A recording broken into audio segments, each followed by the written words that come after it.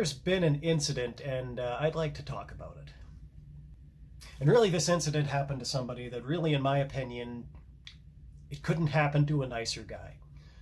Now, this happened about a week ago. Now, as I sit and record this podcast, today is March 25th, 2022. This happened all the way last week. As a matter of fact, this exploded about a week ago today. And so what I'm talking about is the Ryan Jespersen Real Talk podcast.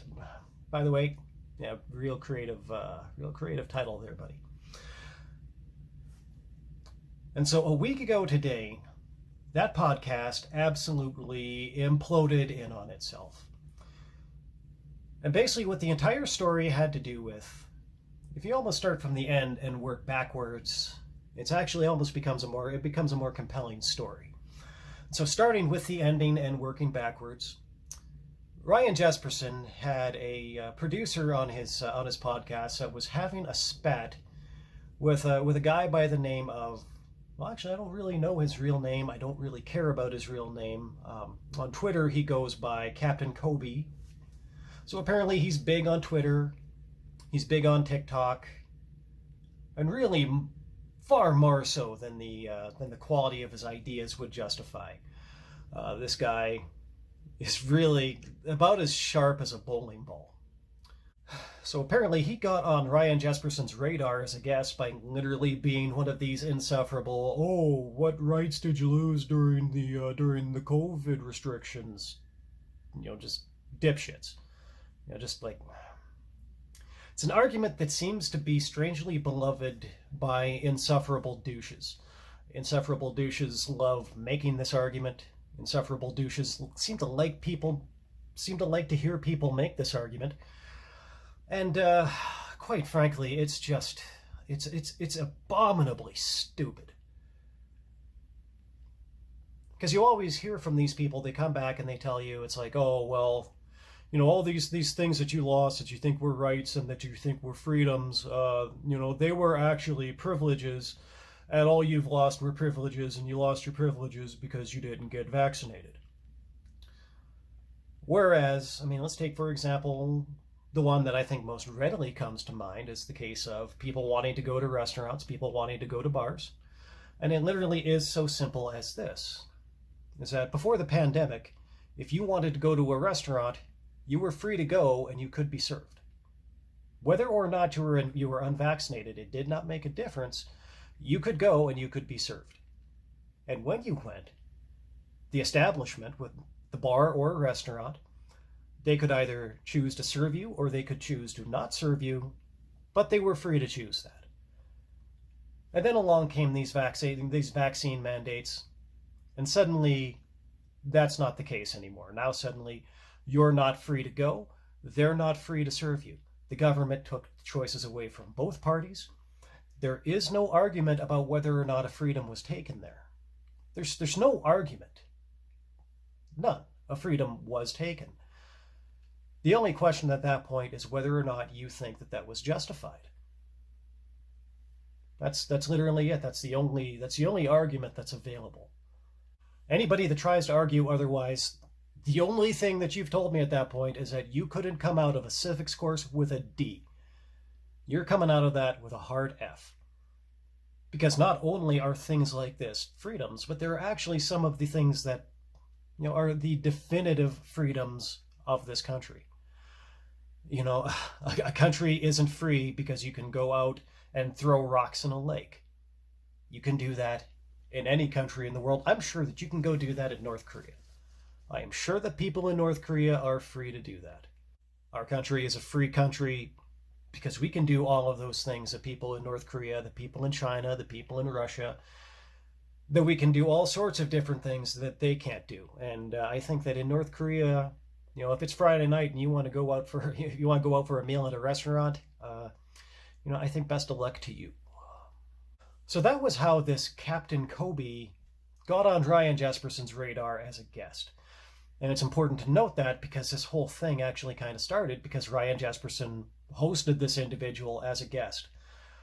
When he made all of these, oh, what freedoms did you lose? TikToks, all the insufferable douches liked it. They all flocked it, all followed his Twitter account. And suddenly, this guy with the approximate brain power of an 8-volt battery suddenly has this huge Twitter following. And what it actually turned out was that, ironically, one of the people that liked that the absolute least was actually Ryan Jespersen's own producer, Sarah Hoyles. So on Friday, Ryan Jespersen, he seemed to think that his podcast was going along fairly smoothly. He was just about to go on and have a couple of guests on his show. Brian Lilly of Sun Media was one of them. Honestly, I don't even remember what it was that they were going to talk about. But right before he gets to his guests, suddenly Sarah Hoyles breaks in and demands that Ryan Jespersen denounce this Captain Kobe. Because apparently this Captain Kobe had just posted a tweet that accused her of being, quote unquote, racist against white guys with beards. Now that is very strangely specific. As a matter of fact, that is so specific that really I can only take it as something that he intended as a silly joke. And yeah, there's a lot of there's obvious silliness in that, but there was one other thing that seems to have happened, and that there was just enough truth in that silly joke that basically this Sarah Hoyles developed a sudden and terminal case of cognitive dissonance. And so she flies off the handle and says, you have to denounce this guy right now. So Ryan Jespersen, he does what was actually probably the most reasonable thing that he possibly could have done in that situation. He said, okay, I need some more details. I need to know what's going on. It sounds like you guys are maybe having some sort of an ongoing thing here. I need you to tell me a little bit more about what's going on. And she said, no, I'm not going to tell you any more about it. Say what I tell you to say. Speak. Like basically, she was talking to him like a dog almost. Like you're a professional media producer on a podcast, and you're talking to the guy whose name is on the billboard, so to speak, like he's a dog. Something is not quite right there. And what it actually turns out is that there was something that was not only not quite right, but there was something there that was really, really wrong. And in order to find out exactly what that was, you actually had to wind that back to the previous day's podcast, when they got into this segment entitled Stop Making Stupid People Famous. And basically what this whole thing was it basically turned into like this little Mean Girls segment where they just basically spent some time in between, actual, topic segments, just basically talking dirt on all the people that they didn't like. And as it turns out, one of the people that they didn't like was their previous guest, Captain Kobe. And so this segment, they start to talk about this project that this guy has in mind. And apparently what this guy had the temerity to dream up, imagine this. He wanted people to fund him to jump on a motorcycle, ride it across the country, and go interview people, and go talk to people, and go let them tell their stories and sit down and have conversations with them. And this guy had the unmitigated gall to think that as part of that project that he was going to talk to indigenous people. And apparently, if you're a white guy, you're not allowed to do that. You're not allowed to sit down with indigenous people and allow them to tell their stories on your podcast or whatever it is that you might be running. Apparently that's not allowed because racism.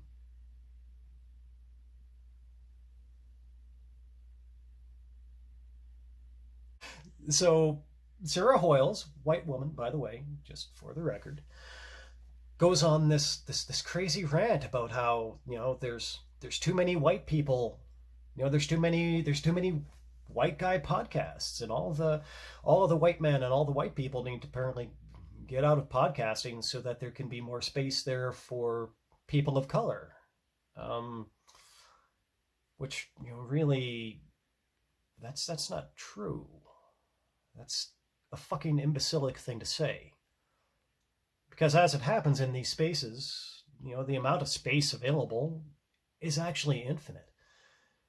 There is literally nothing in the world that would stop a person of color from going out tomorrow and starting a new podcast and putting it up on SoundCloud, putting it up on YouTube. And by the way, for any person of color out there who's thinking about doing this, please do. Please do. Please join this space. There's a lot of space here. It's infinite. Please join. We're happy to have you. But basically, Ryan Jespersen, Sarah Hoyles, this third guy in the room, I don't know what he does, but he's also a nub. They spent quite a bit of time just basically talking dirt on this guy. And apparently it was just expected that this Captain Kobe, that he was just going to sit there and take it, and that he was going to go away quietly, and that he was going to be a good little boy. And then they found out the next day that no, he's not going to just go away and be a good little boy. He's going to engage with this a little bit. He's going to go push back. He's going to go hit back. And guess what? That's his God-given right. I don't know where Sarah Hoyles imagines it's written that she, as just because she works in the media, that she's allowed to go and talk dirt on people, and that they're not allowed to say anything back to her. That she can go off and call somebody racist for the for the sheer temerity of wanting to talk to Indigenous people, and they can't say anything back, despite the fact that really, when it comes down to it, the reasons why she's giving, that's really goddamn racist. Now, of course, she kind of had her response to that already in the can. She comes out and says, it's like, oh, there's no such thing as reverse racism, guys. There's no such thing as reverse discrimination. And basically, that's something that only racists actually say. This whole concept of reverse racism, you never hear that out of the mouth of anybody who isn't racist. Actually, same thing with this idea of cultural appropriation. You never hear that come out of the mouth of anybody who is not themselves racist and wants to keep people divided according to their race. Absolutely never. These are racist ideas, and these are things that people who are racist use to dismiss their racism, as long as their racism is directed at, the appropriate target of racism. So before we get too off subject there, let's just kind of bring this back, to the actual topic, and just look at this and acknowledge for a minute that whatever beef exists, between this Captain Kobe and this Sarah Hoyles, it's something that the Ryan Jespersen crew, they went out of their way to cultivate that beef. They deliberately instigated it. And then Hoyles went wide-eyed hysterical because he dared to say anything back to somebody so privileged that she believes that she can just jump on this great big podcast with this big audience and just talk dirt on one of the little people, one of the plebes, so to speak. So as much as Ryan Jespersen did actually try to do something that was some approximation of the right thing, it was a little bit late. And as a matter of fact, it became late the absolute minute that he decided that he was going to make a pattern out of targeting people and going after them. And there is absolutely no argument that he doesn't do this. As a matter of fact, this guy did this all the way back, going back to the 630 Ched days. He very much did like to punch down on people. I think that he still does now. As a matter of fact, I think that he very much more dislikes being punched up at, than he does having to acknowledge that he so often chooses to punch down on people. And as a matter of fact, my first interaction that I ever had with Ryan Jespersen was a clear case of him punching down on somebody who was saying something that he didn't like. And in my specific case, it was literally so simple as this. It was right after the NDP had won office, all the way back in 2015. And there was an individual on the University of Alberta Board of Governors that basically the NDP were calling out and said that he had to resign now because he had, quote unquote, insulted the NDP during the election campaign. Really, he had done no such thing. Just basically what he said was that, if you further tax the profits of corporations, then you do take money out of their coffers that they would otherwise have used for charitable contributions. They don't donate money out of their expenses. They donate out of their profits. Anybody who understands anything understands that. But apparently just that, a criticism that mild of the NDP was intolerable, and suddenly he had to go. And the argument was, oh, well, how can you expect him to work with the current government after he insulted them? Which, oddly enough, you hear insults that are, far, far more brazen about conservative parties from, say, public sector unions. They have to work with the government after an election is over, but you never hear these calls for their officials to resign for, quote unquote, insults to the party that won the election. It was basically this incident of, post-election revenge that most people don't want to be part of their politics. But of course, the NDP being as power hungry as a lot of these people are, they very much do want to take revenge immediately after an election. So Ryan Jespersen, with his talk show on a major radio station, with his online social media following of, I think at that point, probably even at that point, more than 100,000 people, if I recall correctly, suddenly comes around and he's punching down on this little Twitter account of 2,500 people, for having the sheer gall to suggest that no, we don't want to be taking names off the back of jerseys during an election to get revenge afterwards. That's not the way that we should want our democracy to work. And somehow this was not an idea that was very interesting. So I won't lie, I didn't really feel a whole lot of sympathy for Ryan Jespersen all those years later when he lost his ride at 630 Ched because he went on the air and he uttered something that is accepted as a racial slur. I don't think it would be fair to say that he intended it as a racial slur, but I do also think that you have to take a look at the person himself and his history and ask the question, would he accept that excuse from anybody else, or would he be expecting there to be some consequences?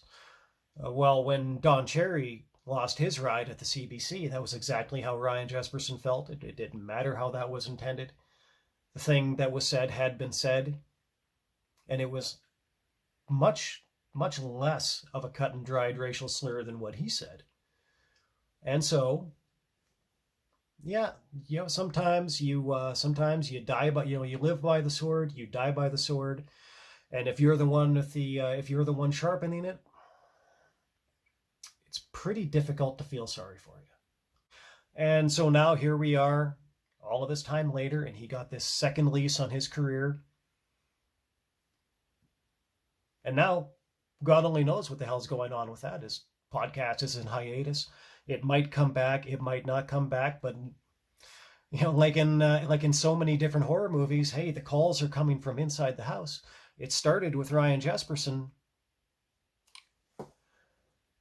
and he spent all of that time cultivating that audience from these people that, these ideas that are in vogue with powerful people who didn't really earn that power. And now he's the one that's run afoul of that, and he's the one that's going to pay the price for it, and is in fact paying the price for it right now. Again, very hard to feel sorry for him. This is something that he very much deserves. He did it to himself. It started with him. He's the one that established this pattern. And if this is the thing that's finally put the nail in the coffin of his career, then it's ended with him, and I'm just here eating popcorn.